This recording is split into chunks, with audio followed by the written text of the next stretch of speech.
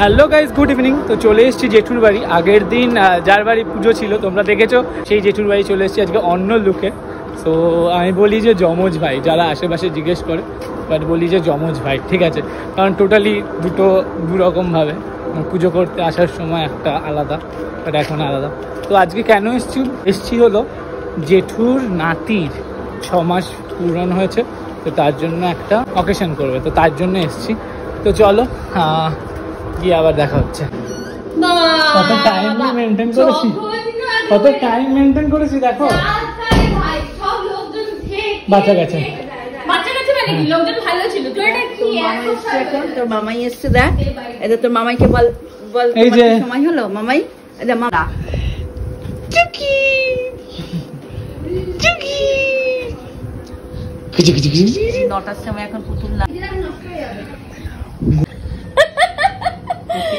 কি কিনে দাও দুকাটি কিনে দাও না। মামা আমি না ইউরোপ ঘুরতে যাবো। আমি ইউরোপের স্পেলিংই জানি না, আমি নাকি ইউরোপ ততদিনে মামা সদ্গুরু হয়ে যাবে। আমি মামার চালা হবো সবাই। আমার কোনো দরকার নেই। আমি হচ্ছে হাতে খড় মুছে দেবো, রান্না করে মামার আমি আশেপাশে প্রতিশ্রুতি জ্বালিয়ে দেবো। কি যা আপনার দেখা পাচ্ছি না।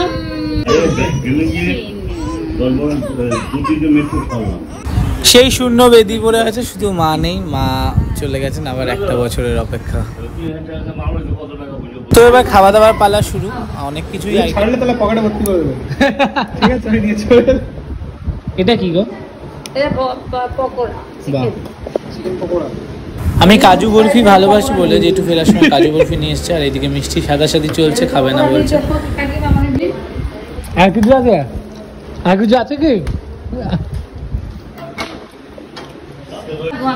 ওকে বাটিটা পুরো ধরে দাও, ওই বাটিগুলো সামনে রেখে দাও। না আর বলবে পরে খাবো। 3-3টে মিষ্টি দিয়েছে। এই জায়গায় পুজো হয়েছিল পিছনে এখানে, অ্যান্ড আজকে মা নেই, ফাঁকা অবশ্যই। ওই বলেছিলাম না যে মা চলে গেলে সত্যি মনটা খারাপ হয়, তো আজকে ঘরে এসে সত্যি খারাপ লাগছে যে মা নেই। আগে এসে দেখেছিলাম যে মা পুরো ঘর আলো করে আছে। জাস্ট দেখো জায়গাটা, এই বেদিটা কিন্তু এখনো রয়েছে। অ্যান্ড এই হলো ঘট ডাব, মানে হোমের নারকেলটা। এই জায়গাটা পুজো হয়েছিল, এই জায়গাটা এরকম অবস্থা, চাদর ফাদরটা। তো চলো এবার বেরোবো।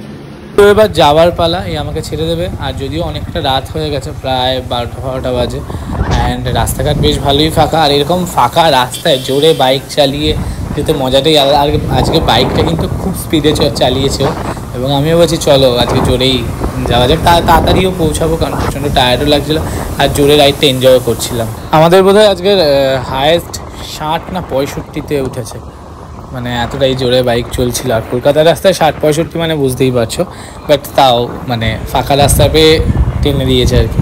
আর খুব ভালো গাড়ি চালায়ও। ফাইনালি খাওয়া দাওয়া ডান, অ্যান্ড অনেকটা রাত হয়ে গেছে বাড়ি ফিরতে। আর তো চলো, এই দাদা আমাকে ড্রপ করলো। অনেক ভিডিও দেখেছো বাইকে, একটা নাম্বার আছে। তো চলো, সকলকে টাটা, গুড নাইট, আর লাভ ইউ, টাটা। আর বাড়িটাকে ফ্রেশ হই, কালকে আবার ব্লগে আসছি। তো এত রাত্রে এই দাদা আমাকে ড্রপ করে দিয়ে গেল, থ্যাংক ইউ সো মাচ তার জন্য। তো